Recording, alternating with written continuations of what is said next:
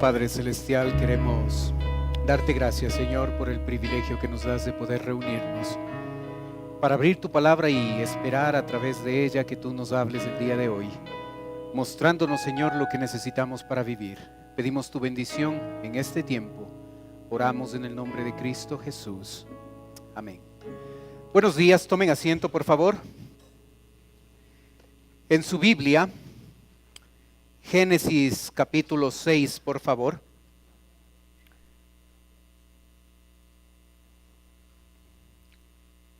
¿Cómo ser un buen cristiano a pesar de las circunstancias?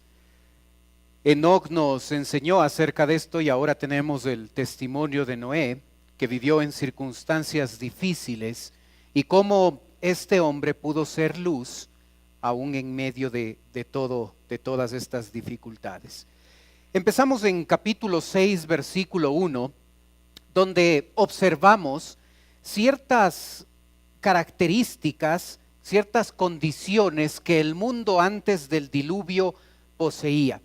En el versículo 1 podemos observar un crecimiento poblacional tremendo. El texto dice: aconteció que cuando comenzaron los hombres a multiplicarse sobre la faz de la tierra, y les nacieron hijas.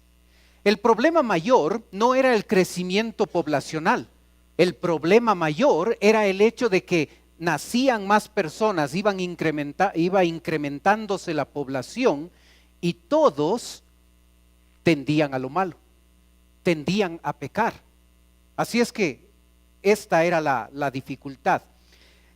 Dicen los expertos que la sociedad es un reflejo de la familia.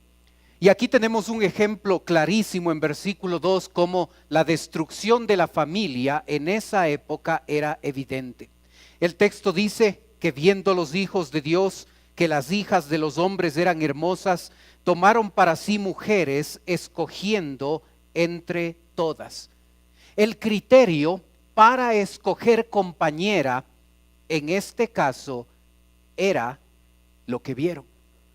Los hijos de Dios, referencia a los descendientes de Set. Las hijas de los hombres, referencia a las descendientes de Caín.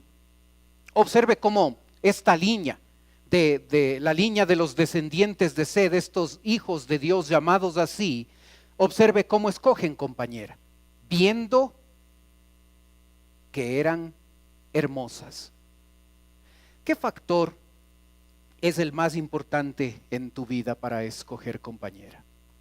Si todavía no lo has hecho, ¿qué factor es el más importante? Aquí el factor determinante fue la hermosura de las mujeres. Eso es lo que ellos valoraron, lo que veían, la atracción que las mujeres podían tener. Ese fue el factor prioritario que estos hombres tomaron en cuenta para escoger compañera. Cuando el criterio para casarse está enfocado en el aspecto físico, emocional, económico o cualquier otro diferente al espiritual, ese hogar está próximo a fracasar. Cuando tú, joven, chico, chica, estás en ese proceso de escoger compañera, el factor espiritual debe ser lo principal. Nosotros como padres debemos enseñar a nuestros hijos a que el factor espiritual es esencial, a que ese factor espiritual es el determinante cuando un muchacho o una chica están en ese proceso de escoger compañera. Por supuesto, los otros detalles sí son importantes, la parte física, la parte emocional, sí hay que fijarse en eso también. Pero la verdad es que lo que no puedes dejar de hacer es enfocarte en la parte espiritual para que ese pueda ser el factor determinante en el proceso para escoger compañera. Es el factor principal. Así es que nosotros, padres, necesitamos tomar un rol protagónico en la guía, la dirección que nosotros damos a nuestros hijos para que ellos lleguen a valorar la parte espiritual como el factor principal para buscar cónyuge. No es vida de ellos, no es decisión de ellos. Si tú ves la palabra de Dios, vemos que los hombres de Dios, Abraham, Isaac, llegaron a jugar un papel protagónico en la compañera que escogieron, sus hijos. Y nosotros debemos enseñar, aun cuando la cultura diga otra cosa, debemos enseñar a nuestros hijos que ellos, el apoyo que ellos reciben de sus padres, aconsejándoles, guiándoles en ese proceso de buscar cónyuge, debe ser tan importante. Porque cuando es cristiano, cuando la parte espiritual es importante en la vida de esa pareja que va a unirse, el hogar tiene muchas probabilidades de que va a ser exitoso y va a dar gloria a nuestro Señor. Aquí habían descuidado este factor. La Biblia dice en 2 Corintios: no os unáis en yugo desigual con los incrédulos, porque qué compañerismo tiene la justicia con la injusticia, y qué comunión la luz con las tinieblas.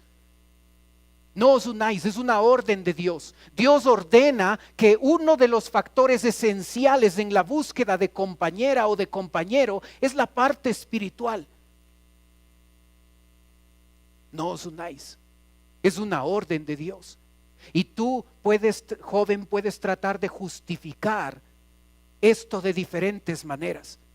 Es que no hay una chica que me guste, que me atraiga. Es que no hay un joven atractivo del que pueda escoger aquí. Y puede ser que tengas razón. El aspecto espiritual es importante. El aspecto espiritual es esencial. Y cuando hablo del aspecto espiritual, no me estoy refiriendo a que esa persona haya recibido a Cristo.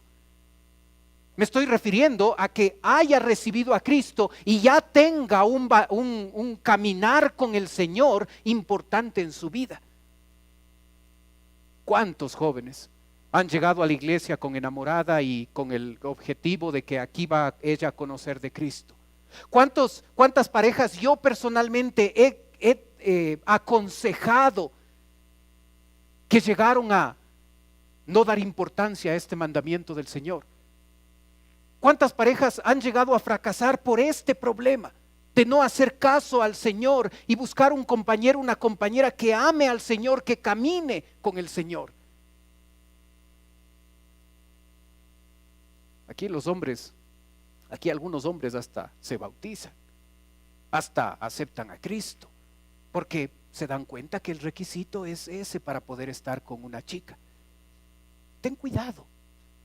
Ten cuidado, esa persona, la que va a ser tu compañera, la que va a ser tu compañero, antes de que tú tengas una relación, ya debe caminar con el Señor.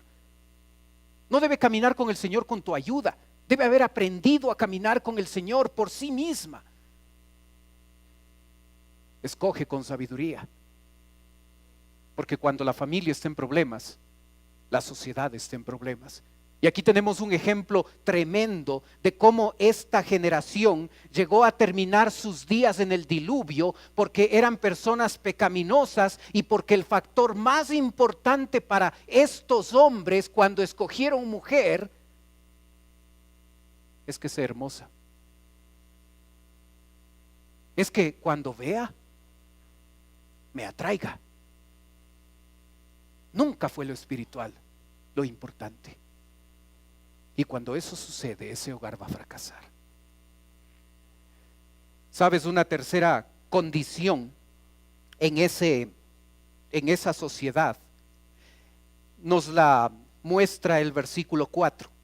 El texto dice: había gigantes en la tierra en aquellos días y también después que se llegaron los hombres de Dios a las hijas de los hombres, y les engendraron hijos. Estos fueron los valientes que desde la antigüedad fueron varones de renombre. Los estudiosos de la Biblia han tratado de identificar quiénes son estos hijos de Dios. Algunos han dicho que es una referencia a los ángeles. La frase en algunos pasajes de la Biblia sí se utiliza para referirse a los ángeles. Así es que el resultado de que existan gigantes aquí es el resultado, y esta es una de las teorías más aceptadas, es el resultado de que estos hijos de Dios, ángeles, llegaron a tener relaciones sexuales con las hijas de los hombres. Y como resultado de esto, nacieron ángeles, nacieron gigantes. Dos problemas con esta teoría equivocada. La primera de ellas es que el texto bíblico dice que hubo gigantes antes que los hijos de Dios se casaran con las hijas de los hombres. Dos, la segunda razón es que Mateo 22:30 dice que los ángeles ni se casarán ni se darán en casamiento. Así es que la mejor alternativa es pensar, como dije, que los hijos de Dios en verdad son los descendientes de Seth, que se casaron con las hijas de los hombres, quienes son descendientes de Caín. La Biblia en Deuteronomio 3 nos habla acerca de gigantes, y el texto bíblico dice: porque únicamente Og, rey de Basán, había quedado del resto de los gigantes. Su cama, una cama de hierro, no está en Rabá de los hijos de Amón. La longitud de ella es de 9 codos y su anchura de 4 codos, según el codo de un hombre. ¿Observas la cama? 9 codos de largo, 9 codos, cada codo es 45 centímetros, así es que el largo de la cama era 4 metros, el ancho de la cama, 4 codos, multiplicado por 45 centímetros cada codo, nos da 1,80 m. Así es que la cama del gigante era de 4 metros por 2 metros. La Biblia, la arqueología ha encontrado, y estos son esqueletos gigantes descubiertos en la India, los tres, observa observa la persona que está haciendo la excavación, observa la otra persona frente a. Así es que hay evidencia bíblica, hay evidencia arqueológica de que sí existieron los gigantes. También en versículo 5 se nos da una cuarta condición que poseía esa generación en el tiempo de Noé. Y el versículo 5 nos habla de la perversión de esa humanidad y nos dice: y vio Jehová que la maldad de los hombres era mucha en la tierra, y que todo designio de los pensamientos del corazón de ellos era de continuo solamente el mal. Y se corrompió la tierra delante de Dios, y estaba la tierra, estoy leyendo versículo 11, y se corrompió la tierra delante de Dios, y estaba la tierra llena de violencia, y miró Dios la tierra, y he aquí que estaba corrompida, porque toda carne había corrompido su camino sobre la tierra. La condición espiritual era deplorable. Todo pensamiento, observe el absoluto ahí, todo designio de los pensamientos del corazón de ellos era de continuo solamente el mal. No es muy diferente nuestra generación. Las prioridades, las metas, los pensamientos, los objetivos de nuestra generación se parecen mucho a esta. Maldad, maquinación, pecado, corrupción. Parece que está describiendo nuestro mundo. Si esto estaría en el comercio de esta mañana, no nos sorprendería, porque pensaríamos que tiene que ver con nosotros. Esa era la generación en la que este hombre Noé vivió. Esta maldad produjo un efecto en el corazón de Dios. Y el versículo 6 y el versículo 7 nos habla de que Dios llegó a arrepentirse. El texto dice: y se arrepintió Jehová de haber hecho hombre en la tierra, y le dolió en su corazón. Y dijo Jehová: raeré de sobre la faz de la tierra a los hombres que he creado, desde el hombre hasta la bestia y hasta el reptil y las aves del cielo, pues me arrepiento de haberlos hecho. Esa frase, me arrepiento, la palabra arrepentimiento aparece ahí 2 veces. La frase arrepentimiento es una frase antropomórfica, es una palabra compuesta, significa forma de hombre. Dios se refiere a sí mismo en una forma humana, no porque Él sea material, sino para acomodarse a nuestro entendimiento finito. Es decir, Dios no se arrepiente, Él es inmutable. El arrepentimiento tiene una connotación de cambio. Dios no cambia, Dios es inmutable. Así es que Dios a veces toma palabras de nuestro lenguaje humano y las aplica a sí mismo con el objetivo de que nosotros entendamos lo que Dios está experimentando. En la Biblia se habla del brazo de Dios. Dios no tiene brazo, es espíritu. Se habla de las alas de Dios, como la gallina cubre con sus alas a los polluelos para darles protección. Y esa ilustración es tomada por Dios, y Dios dice, con sus alas, Dios con sus alas nos cubrirá. Él no tiene alas, es espíritu. Pero toma esas palabras de nuestro lenguaje humano común y las aplica a sí mismo para que nosotros entendamos lo que le está pasando, lo que está sintiendo Dios.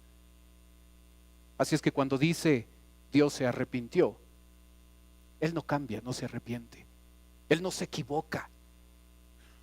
Pero a través de esa palabra arrepentir, el texto bíblico quiere enseñarnos a nosotros el dolor que sintió Dios al crear a un hombre a su propia imagen y semejanza, y ver que este hombre, en vez de caminar con Dios, en vez de ser obediente al Señor, buscó un camino pecaminoso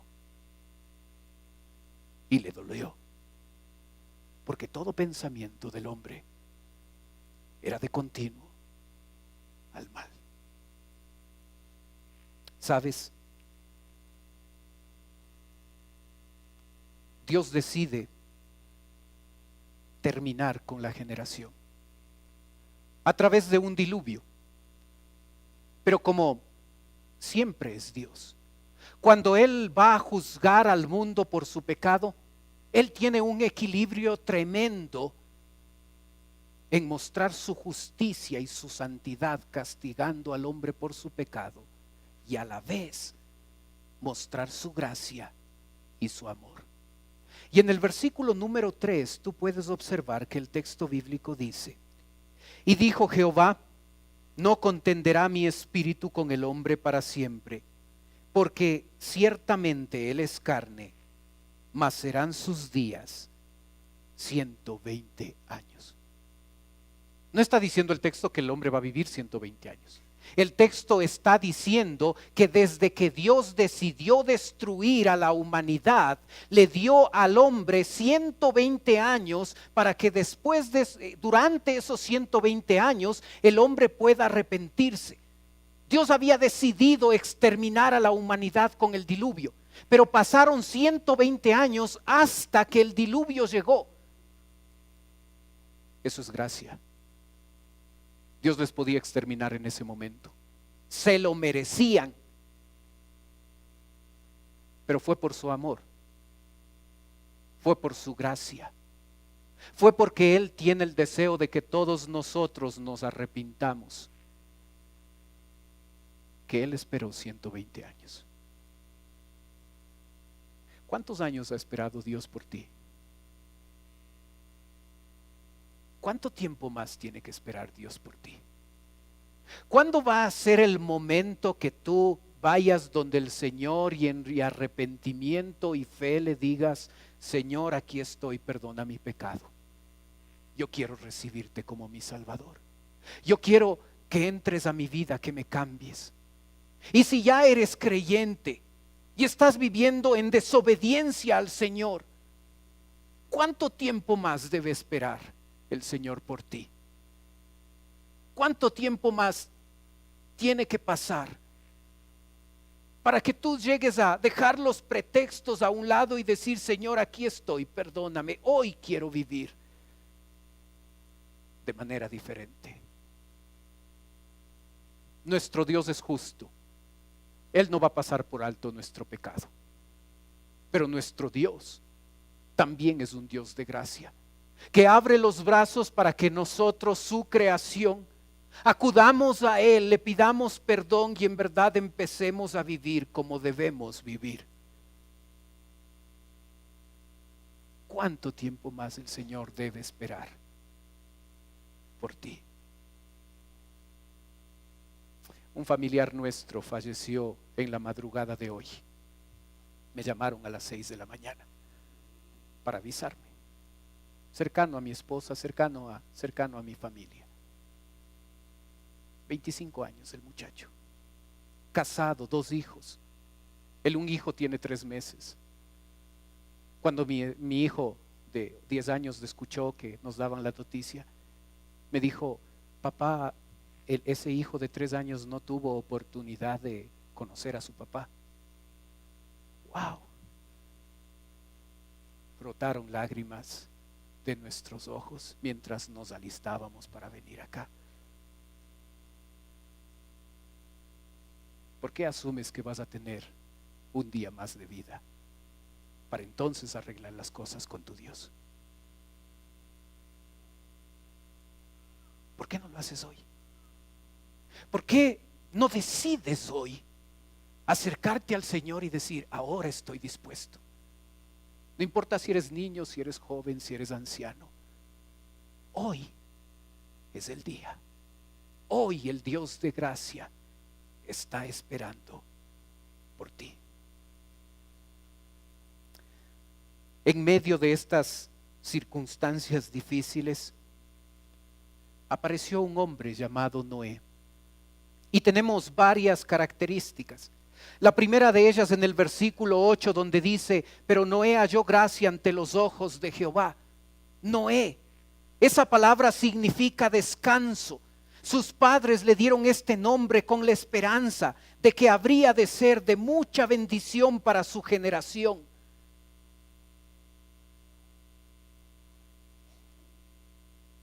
Ese es el significado de su nombre. Y sabes, en el versículo 10 nos dice el hecho de que tuvo muchos hijos y se menciona a 3 por nombre. El texto dice: y engendró Noé 3 hijos, a Sem, a Cam, a Jafet. Y puedes ver en la genealogía que está ahí, Adán y Eva, sus muchos hijos, llamados por nombre: Caín, Abel, el que fue muerto por Caín, y Set. Y de Set aparece toda la línea: Enos, Cainán, Maalael, Jared, Enoc, Matusalén, Lamec, el papá de Noé, Noé, y Sem, Cam y Jafet. Y estos 3, más sus 3 esposas, y más Noé y su esposa, 8 van a entrar en el arca. Lo interesante es que el texto bíblico aparentemente trata de decir en el capítulo 10 que Jafet es el primogénito, pero Set ocupa el primer lugar. ¿Sabes por qué? Porque de él va a venir Jesús. Así es que Dios muestra preeminencia en Sem y llega a darle una bendición allá en Génesis 9:26, porque este hombre Sem va a ser la línea directa, la línea humana de donde nazca Jesús. Sus hijos. Observa las cualidades en el versículo 8. Observa las cualidades de Noé. El texto dice: pero Noé halló gracia ante los ojos de Jehová. Estas son las generaciones de Noé. Noé, varón justo, era perfecto en sus generaciones. Con Dios caminó Noé. En el texto observamos 4 características. La primera de ellas, pero antes de revisar esas 4 características, observa qué produjo. ¿Cuál fue la causa que produjo esas 4 características? Noé halló gracia. La gracia de Dios transformó la vida de Noé. Estuvo dispuesto a recibir la gracia de Dios ofrecida a todo el mundo, como hasta ahora lo es. Y cuando recibió la gracia de Dios en su vida fue diferente. Y esa diferencia la vemos en que fue un hombre justo. Esa palabra tiene 2 ideas. La primera, justificado, es decir, salvo. La segunda es una vida acorde a una norma justa. Este hombre no solo era justificado, no solo era salvo, era una persona que vivía de acuerdo a la norma de Dios, a la palabra de Dios. Por eso era justo.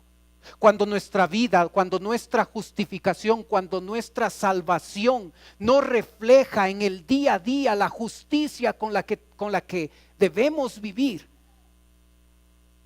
eso se vuelve incongruente, porque se espera que nosotros, gente salva por la eternidad, vivamos de manera justa en nuestro diario vivir. Se habla de que Noé era perfecto en sus generaciones. Perfecto no significa que no pecaba. Como aprendimos la semana pasada, él también tenía la naturaleza pecaminosa. Así es que tenía sus luchas como tú y yo tenemos luchas con nuestra naturaleza pecaminosa. Perfecto habla de integridad, habla de lealtad con Dios, habla de que él no tenía doblez. No es que el día domingo soy buen cristiano y de lunes a sábado me comporto como ateo. No había doble vida. Noé había decidido ser leal a Dios, había decidido ser obediente a Dios, aun cuando las circunstancias eran tremendamente difíciles. También el texto bíblico dice: con Dios caminó Noé. Solo 3 personas en el Antiguo Testamento pueden decir que caminaron con Dios. En 2 ocasiones se utiliza la frase caminar con Dios para referirse a Enoc. Para referirse a Noé, lo que estamos viendo, y según Malaquías 2, para referirse a un grupo de sacerdotes en Malaquías, que se dice de ellos que caminaron con Dios. Es algo extraño caminar con Dios, es algo inusual caminar con Dios. No muchos están dispuestos a pagar el precio, no muchos están dispuestos a decidir caminar con Dios. ¿Sabes? Enoc, de quien se dice que caminó con Dios, y Noé, de quien también se dice que caminó con Dios, vivieron en épocas distintas. Enoc murió en el año 987 antes de Cristo. Noé nació 69 años después. Nunca se conocieron. Pero lo interesante es que los dos llegaron a caminar con Dios. ¿Te acuerdas lo que vimos que significa la frase? Caminar es un verbo, está en su forma y esta es la conjugación en el hebreo. Lo importante es que esa conjugación acentúa el carácter mutuo y recíproco de esta caminata de Noé con Dios. ¿Sabes? Para caminar con alguien debes estar de acuerdo con esa persona que van a ir a cierto sitio. Si mi objetivo en la vida es caminar hacia donde está el piano y el objetivo de Dios es caminar hacia donde está la puerta grande, no vamos a poder caminar juntos. Mis objetivos deben ser los de Dios. Dios no va a cambiar, es inmutable, el que cambia es uno. Así es que cuando yo quiero caminar con el Señor, debo ajustar mis pensamientos, mis metas, mis propósitos a los propósitos de Dios. Y muy pocos están dispuestos a hacer eso. Porque muchos quieren vivir a su manera. Porque muchos quieren vivir bajo su sabiduría, bajo su forma. Así es que caminar con Dios significa que yo escojo, que yo decido ir por el camino, el mismo camino que Dios va. El caminar con Dios no es un momento en el día. No es en la mañana cuando nosotros vamos a hacer nuestro devocional, abrimos las escrituras, leemos la palabra de Dios, tenemos un tiempo con el Señor. Eso no es caminar con Dios. Es importante nuestra comunión con Dios, por supuesto. Pero caminar con Dios habla de una práctica constante. Así es que empiezo mi caminar con Dios abriendo las escrituras, leyendo la Biblia, orando. Pero no cierro todo y lo dejo para el otro día otra vez. Cuando salgo a la oficina, continúo caminando con Dios. Continúo pensando en Él, continúo involucrándole a Dios en mis decisiones simples o complejas del día. Cuando enfrento un problema, una dificultad en la oficina, en el trabajo, en la casa, Señor, ayúdame. ¿Cuál es tu voluntad? ¿Cómo hago esto? Es integrar al Señor las 24 horas del día en mi vida. Eso es caminar con Dios. Caminar con Dios no es un momento, no es una hora en el día, ni en la semana. Es algo continuo. Y a veces no estamos dispuestos a hacer eso. Y por eso es que pocos llegan a caminar con Él. ¿Sabes? Una cuarta característica se encuentra en el versículo 22. Génesis 6, versículo 22. Observa lo que dice. Y lo hizo así Noé. Hizo conforme a todo lo que Dios le mandó. Observa la frase. Conforme a todo lo que Dios le mandó. Capítulo 7, versículo 5. E hizo Noé conforme a todo lo que le mandó Jehová. Versículo 9. De dos en dos entraron con Noé en el arca, macho y hembra, como mandó Dios a Noé. Versículo 16. Y los que vinieron, macho y hembra, de toda la carne, vinieron como le había mandado Dios. ¿Quién manda en tu vida? ¿Te manda solo? ¿Decides solo? ¿Quién manda en tu vida? En la vida de Noé, Dios mandaba. ¿Sabes? Para que Dios mande en nuestra vida, yo necesito aceptar que su palabra, que sus pensamientos a través de la escritura son más importantes, son más inteligentes, son más sabios que mis pensamientos.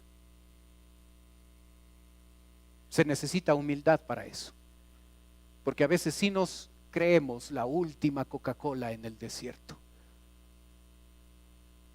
No necesito de Dios. Soy lo suficientemente sabio, lo suficientemente inteligente para tomar mis propias decisiones, para regir mi vida. ¿Quién manda en tu vida? Este hombre se caracterizó porque cualquier pensamiento, cualquier orden de Dios era más importante que la de él. ¿Cómo sabes las órdenes de Dios si no tienes una relación diaria con la palabra? ¿Cómo te enteras cuáles son las disposiciones, los mandamientos de Dios si en tu vida no es real la lectura de la palabra? Hermano, ¿quién manda en tu vida? ¿Sabes por qué este hombre transformó su generación? Porque Dios mandaba en su vida. Porque el texto dice conforme a todo lo que Dios le mandó. ¿Observas el absoluto? A todo. No es que tomó las palabras de Dios y comenzó a ver qué le conviene obedecer y qué no. No es que tomamos la palabra de Dios y dejamos en la Biblia solo las hojas, solo la información que queremos obedecerle a Dios. ¿Qué pasaría con tu Biblia si desprendes todas las hojas que no estás dispuesto a obedecer? ¿Cómo quedaría el libro? ¿Solo la pasta? ¿Cómo quedaría tu Biblia si rompes todos los versículos que no estás dispuesto a obedecerle al Señor? ¿Quién manda en tu vida? Noé se caracterizó porque Dios mandaba en su vida. Y para eso se necesita humildad. Para eso se necesita dejar todos los títulos a un lado, todo lo que he ganado, todo lo que soy, todo lo que tengo. Humillarse delante de Dios y decir: Señor, yo te obedezco en todo lo que tú me mandes, sin cuestionar. Aun cuando haya cosas que no comprendo, aun cuando haya cosas difíciles en mi vida, yo sé que tu palabra es mejor para mí y te obedezco. Y yo te pregunto, hermano, ¿eso es real en tu diario vivir? Hay cosas, hay mandamientos en la Biblia con las que estás luchando. Dios dice y tú: no quiero esto. ¿Te haces el loco? ¿Sabes? la obediencia de Dios, de Noé fue tal que en Primera de Pedro 3:20 el texto bíblico nos dice que fue obediente a pesar de estar en la minoría. El texto dice: los que en otro tiempo desobedecieron, cuando una vez esperaba la paciencia de Dios en los días de Noé, mientras se preparaba el arca en la cual pocas personas, es decir, 8, fueron salvadas por agua. Había una humanidad, había una nación, había gente en ese tiempo, y solo 8 entraron en el arca. ¿Eres la minoría? ¿Eres el único en tu universidad? ¿Eres el único en el colegio? ¿Eres el único en el trabajo? ¿Eres el único en el lugar donde te desempeñas? Eso no es pretexto para ser quien debe ser. Aquí tenemos a un hombre único en su generación que caminó con Dios y que mostró que a pesar de ser único, se puede obedecer a Dios, a pesar de que toda la corriente era de continuo al mal. No uses el pretexto de que es que soy el único, es que nadie más obedece a Dios, es que todos mis compañeros, todos mis amigos hacen esto, entonces yo también. Noé nos demuestra que aún estando en la minoría, aún siendo el único que caminó con Dios, se puede ser buen cristiano, aun cuando los demás no quieran serlo. Segunda Timoteo dice que Noé fue obediente a pesar de las burlas. El texto dice: y también todos los que quieren vivir piadosamente en Cristo Jesús padecerán persecución. ¿Sabes cuál es el resultado de una persona que decide vivir piadosamente? Recibirá persecución. Así es que la vida cristiana no es fácil. Para aquel cristiano que su vida cristiana es fácil, es porque está viviendo igualito que el mundo. Pero cuando un cristiano quiere mostrar diferencia, cuando quiere vivir piadosamente, recibirá persecución. Noé vivió piadosamente. Así es que es obvio que él también experimentó persecución. Aquí hay personas que conozco que por su fe, que están sentadas esta mañana, que conozco que por su fe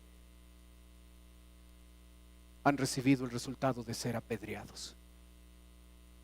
La mayoría no experimentamos eso. La mayoría experimentamos persecución cuando algunas personas de nuestro alrededor se burlan o quizás son indiferentes a nosotros y al evangelio. Nosotros experimentamos una persecución diferente. En otros lugares del planeta te matan solo por ser cristiano.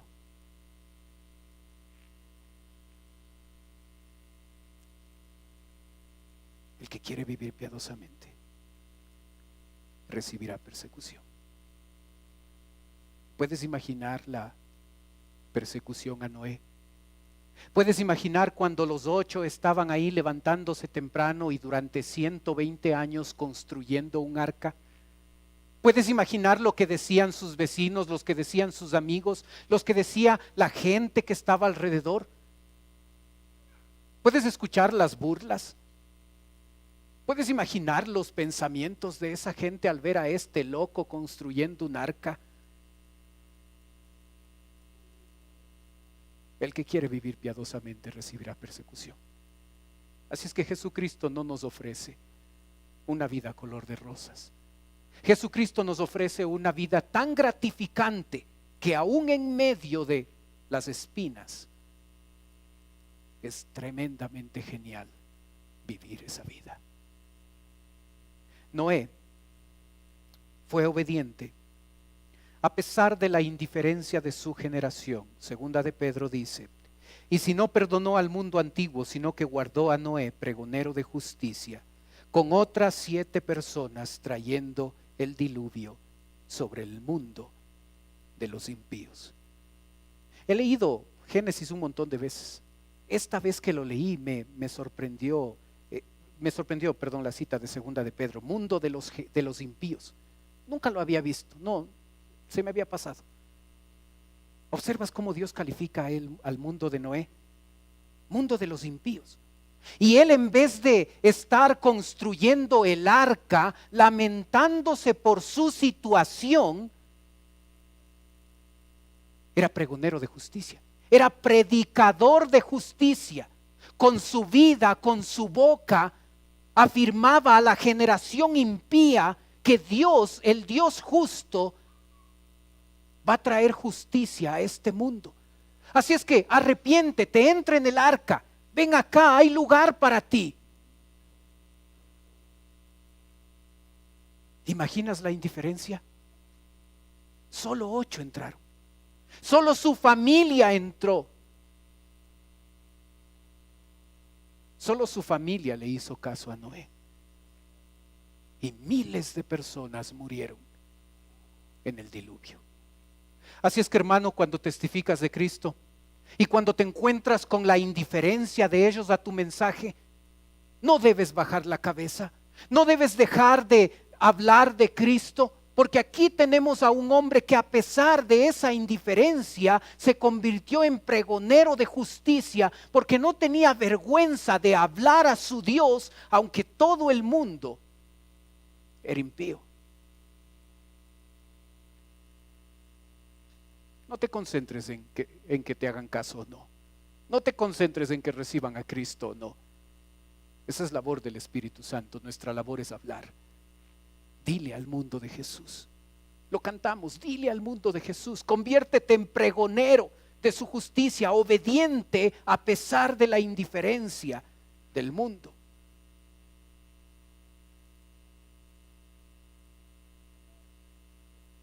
El versículo 3 de capítulo 6 de Génesis nos muestra la obediencia de Noé a pesar de tanto tiempo.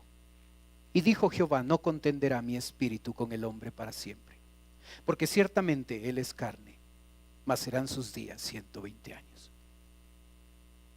¿Cuántos años testificó Noé? 120. No es que fue indiferencia de parte de la gente un día o 2 días o una semana. Durante 120 años, cada mañana levantándose con su familia para poner una tabla más en el arca y construir esa arca, durante 120 años, la gente fue indiferente. Así es que no lances la toalla cuando ellos son indiferentes por un día, o por 2 días, o por una semana. Seamos pregoneros de justicia, a pesar de que pase el tiempo. No tiremos la toalla, como popularmente se dice, porque las cosas se han complicado, porque en nuestra vida cristiana no todo marcha como uno quisiera. Constancia, perseverancia en la vida cristiana, aun cuando no marcha todo bien. Y Noé mostró ser obediente a pesar de todo el tiempo de 120 años que pasaron. El verso 11 nos dice que fue obediente a pesar del pecado que existía. Y se corrompió la tierra delante de Dios, y estaba la tierra llena de violencia. El círculo de amigos, de vecinos, del mundo en el que se desenvolvía Noé era tremendo. El mundo de los impíos, todo pensamiento de continuo al mal. Si tú te quejas de que tus compañeros de trabajo, tus amigos son pecaminosos, recuerda, 120 años viviendo con esa gente.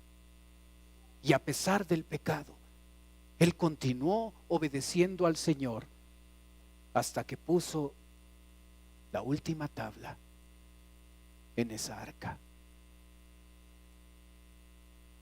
El versículo 17, capítulo 6, dice: y he aquí que yo traigo un diluvio de aguas sobre la tierra, para destruir toda carne en que haya espíritu de vida debajo del cielo. Todo lo que hay en la tierra morirá. Observas, diluvio dice. Anda un ratito a capítulo 2 de Génesis y busca el versículo 4, por favor. Diluvio. Y vas a darte cuenta que el versículo 4 dice: entonces estos son los orígenes de los cielos y la tierra cuando fueron creados, el día que Jehová Dios hizo la tierra y los cielos, y toda planta del campo antes que fuese en la tierra, y toda hierba del campo antes que naciere, porque Jehová Dios aún no había hecho llover sobre la tierra. No había hecho llover. Muchos estudiosos de la Biblia dicen que la primera vez que llovió fue el diluvio. No había hecho llover. Así es que cuando este pregonero de justicia empieza a hablar de un diluvio, quizás muchos preguntaron, ¿qué es eso? No hemos visto llover. ¿Qué es eso de diluvio? ¿Qué es eso de lluvia? Algo ilógico. Y este hombre fue obediente a pesar de lo ilógico. Construir una arca en tierra seca, porque Dios le había dicho, va a caer un diluvio. ¿Te ha pedido Dios algo ilógico? Dar vueltas a una ciudad 7 veces y los muros van a caer. Ilógico. Ama a tu enemigo. Ilógico. Perdona a los demás. Ilógico. No mientas. Y si te pones a ver, todos los mandamientos de Dios son ilógicos para nuestra mente. Pero cuando lo ilógico se une a la obediencia de la persona, cosas grandes ocurren. Cuando Dios dice algo que parece ilógico y tú obedeces, cosas grandes ocurren. Y este hombre Noé, obediente a Dios, probablemente sin entender todos los detalles en cuanto a la construcción del arca y todo lo que Dios le estaba diciendo hacer y todo lo que iba a suceder y cuánto iba a durar el diluvio, le obedeció. Y por obedecer se salvó. La obediencia siempre traerá recompensas, siempre. A veces inmediatamente, otras veces no tanto. Pero este hombre se caracterizó por ser obediente. Y hermano, yo te pregunto, ¿eres un buen cristiano a pesar de las circunstancias? Para ser un buen cristiano en medio de un mundo corrupto, uno necesita ser justo, ser perfecto, caminar con Dios y ser obediente. Y cuando esas 4 cualidades de Noé las integramos en nuestra vida diaria, no importa cuántas circunstancias malas hay en nuestro planeta, se va a notar la diferencia en nuestro vivir. Así es que si quieres ser uno de los pocos, de la minoría que escoge vivir de manera diferente, yo te pido que le pidamos al Señor que nos ayude a ser justos, perfectos, a caminar con Él y al ser obedientes. Oremos.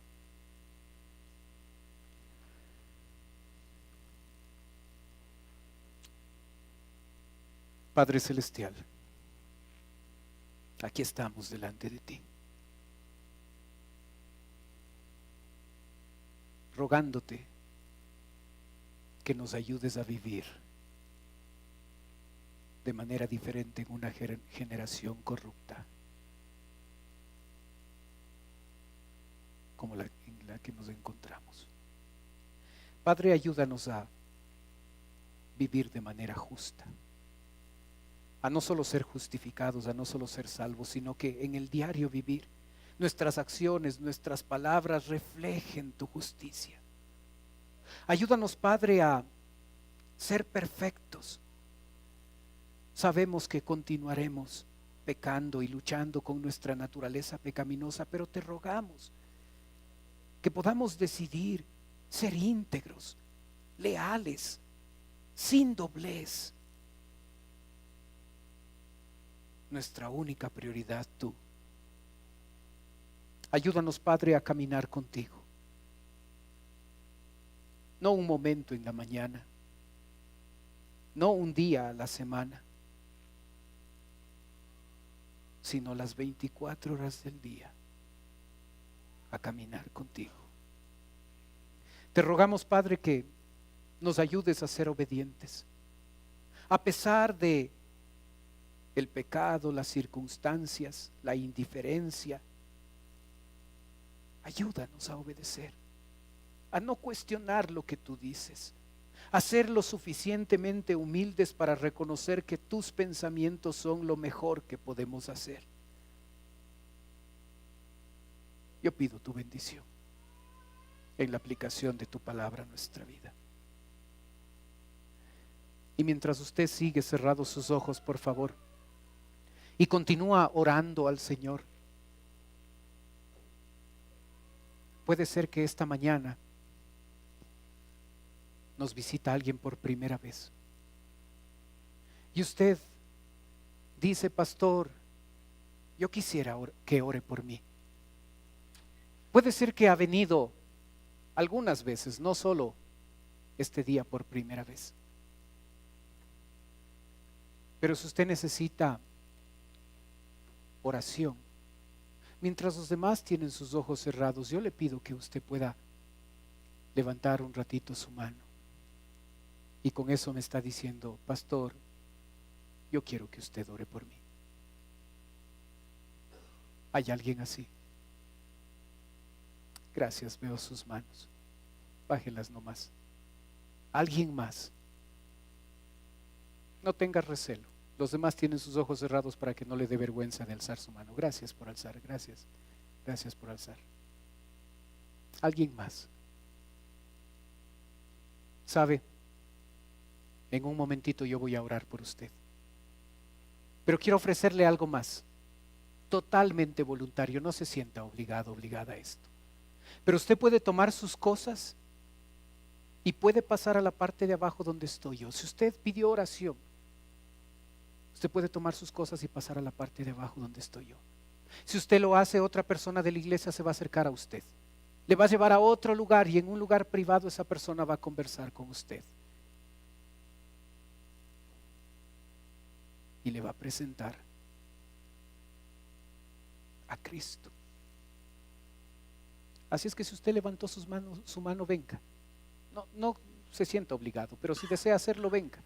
Los demás tienen sus ojos cerrados para que no le dé recelo, no le dé vergüenza de pasar, pero si desea hacerlo en este momento, pase con toda confianza.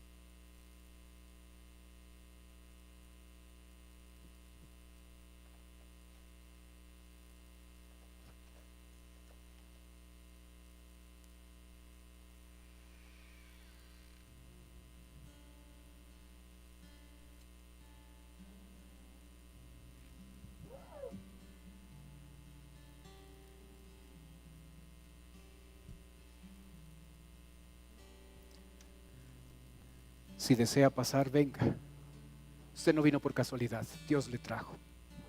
Y este momento puede ser tan especial porque usted puede recibir a Cristo como Salvador personal. Así es que no le cierre su corazón. Venga. Cristo hace la diferencia en su vida. El Dios de gracia sigue esperando. Esperó por una generación 120 años y continúa esperando por usted. Venga, con toda confianza, sin obligación. No queremos obligarle, pero queremos animarle a que venga acá. Con toda confianza. Padre Celestial, yo te ruego por las personas que pasaron. Te ruego por tus hijos ahora que van a estar compartiendo el Evangelio. Que si estas personas todavía no te han recibido como Salvador, hoy sea el día de su salvación. Te ruego por otras personas que levantaron su mano pidiendo oración, y tú que conoces sus vidas, Señor, yo te ruego que tú puedas obrar y darles lo que ellos necesitan conforme a tu plan y voluntad. Te ruego por nosotros, tus hijos, que te conocemos algún tiempo. Ayúdanos, Señor, a ser luz, a ser buenos cristianos en medio de una generación que se encuentra en tinieblas. Pero sabemos que para que eso sea posible, Necesitamos ser justos, necesitamos ser perfectos, necesitamos aprender a caminar contigo, necesitamos ser obedientes. Señor, cambia nuestras características, cambia, sustitúyelas por estas 4, cambia nuestro carácter, más como el tuyo queremos ser. Y aun cuando en este mundo hay cosas que nosotros no entendemos, confiamos que tú eres bueno y que lo mejor que podemos hacer es rendirnos a ti y obedecerte. Aquí está nuestra vida, Padre. Tómala y úsala para tu gloria. Oramos en Cristo Jesús. Amén. Puestos de pie, cantemos, por favor.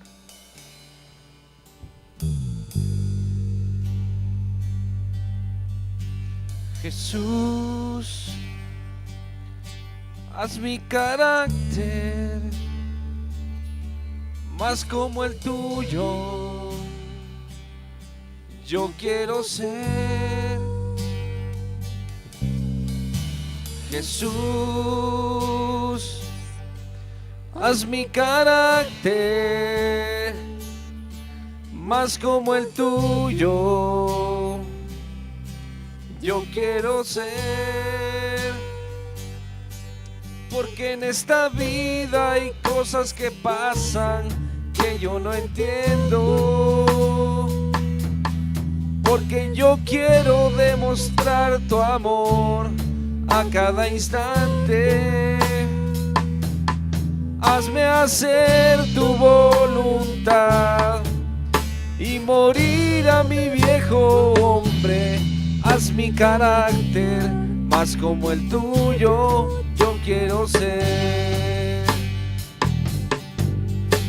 Jesús, haz mi carácter más como el tuyo, yo quiero ser.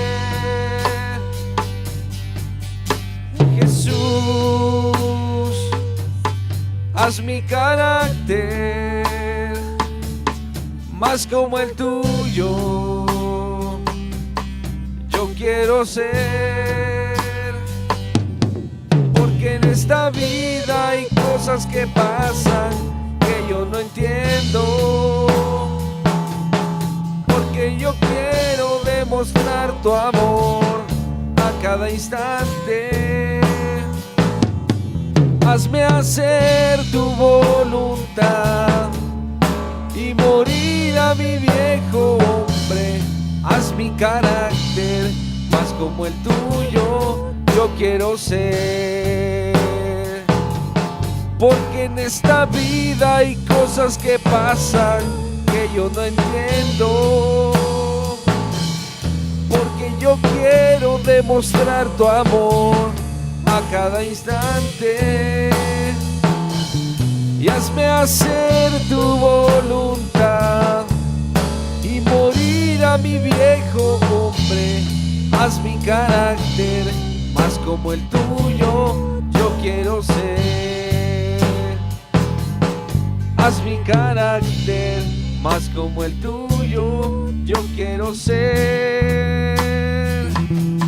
Y haz mi carácter más como el tuyo, yo quiero ser.